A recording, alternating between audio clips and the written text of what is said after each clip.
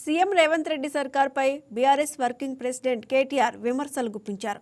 హైదరాబాద్లో ఎకరం 150 కోట్లకు చేరిందన్న కేటీఆర్ భూములపై రేవంత్ రెడ్డి కన్ను పడిందని ఆరోపించారు. హైదరాబాద్లో 9,300 ఎకరాలపై రేవంత్ కన్ను పడిందని అన్నారు. పరిశ్రమలకు ఇచ్చిన భూముల్లో ఏదైనా కట్టుకోవచ్చని సీఎం రేవంత్ రెడ్డి చెప్పడం సరికాదన్నారు. రూపాయికి 30 పైసలు కడితే ఏదైనా కట్టుకోవచ్చా అని నిలదీశారు.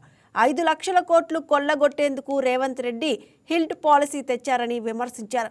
లగచర్లలో గిరిజనుల భూములు గుంజుకుంటుంటే అడ్డుకున్నది బీఆర్ఎస్ పార్టీ అని గుర్తు చేశారు. 9,300 ఎకరాలు నేను చెప్పినట్టు 100 కోట్లు వేసుకుంటే ఎకరం 9 లక్షల కోట్లు, పోనీ 50 కోట్లు వేసుకున్న ఎకరానికి దగ్గర 5 లక్షల కోట్ల విలువైన భూములు ఏం చేసిండు ఎరికిన వాటిని. గతంలో మన ఉన్న ప్రభుత్వాలు 1956 నుంచి ఇప్పటిదాకా 2023 దాకా ప్రభుత్వాలు పరిశ్రమలకు భూములు ఇస్తాయి.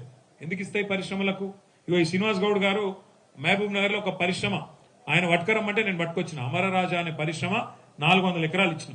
మన పిల్లగాళ్ళకు ఉద్యోగాలు వస్తాయి, రాష్ట్రానికి ఏమైనా ఆదాయం వస్తుంది, రాష్ట్రంలో మంచి జరుగుతుందన్న ఉద్దేశంతో పరిశ్రమలకు ఆంటికి పావు షేర్కే మనం తక్కువ ధరకు అగ్గువకు భూములు ఇస్తాం.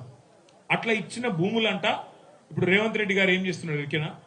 వాళ్ళు ఏదంటే అది కట్టుకోవచ్చు. అట్టిగా ఆ పరిశ్రమ యజమానులు ఎవరైతే ఉంటారో అగ్గువకు సగ్గువకు గత ప్రభుత్వాలు ఇచ్చిన భూములు కేవలం రూపాయికి 30 పైసలు కడితే వాళ్ళు అక్కడ అపార్ట్మెంట్లు కట్టుకోవచ్చట, మాల్స్ కట్టుకోవచ్చట, ఏదన్నా కట్టుకోవచ్చట. రేవంత్ రెడ్డి ఎంత దోపిడీ చేసినా, ఎన్ని కుంభకోణాలు చేసినా బీజేపీ వాళ్ళు మాత్రం మాట్లాడకుండా ఇద్దరు అలైబలై చేసుకుని కలిసిమెలిసి ఉన్నారు కాబట్టి బీజేపీ వాళ్ళని తిట్టాడు, కేవలం మనను మాత్రమే తిడతాడు. కొల్లాపూర్ గాని, మహబూబ్ నగర్ గాని, దేవరకద్ర గాని, జడ్చర్ల గాని, కల్వకుర్తి గాని, కొడంగల్ గాని అన్ని నియోజకవర్గాల్లో ఇదే రకంగా మనం ప్లాన్ చేసుకుంటే బ్రహ్మాండమైన ఫలితాలు వచ్చే అవకాశం మనకు ఉంటుంది. దయచేసి మీరు ఒక్కటే గుర్తుపెట్టుకోండి, ఇప్పటికీ బాగా ఆలస్యమైంది. ఒకటే గుర్తుపెట్టుకోండి, మనందరి లక్ష్యం ఒకటే, మళ్ళీ తిరిగి మనం కష్టపడి తెచ్చిన తెలంగాణ తిరిగి పట్టాల మీదకి రావాలి. పాలమూరు రంగారెడ్డి ఎత్తిపోతల పథకాన్ని ఏదైతే ఈ ముఖ్యమంత్రి పగబట్టి కేసీఆర్ గారికి పేరు రావద్దని చెప్పి తొక్కి పెడుతున్నాడో ఈయన తాట తీసి మరి రేపటి రోజున బ్రహ్మాండమైన బహిరంగ సభతో మిమ్మల్ని అందరినీ. ఈ వీడియో మీకు నచ్చినట్లయితే లైక్ కొట్టి షేర్ చేసి మా వైకే టీవీ ఛానల్ని సబ్స్క్రైబ్ చేయండి.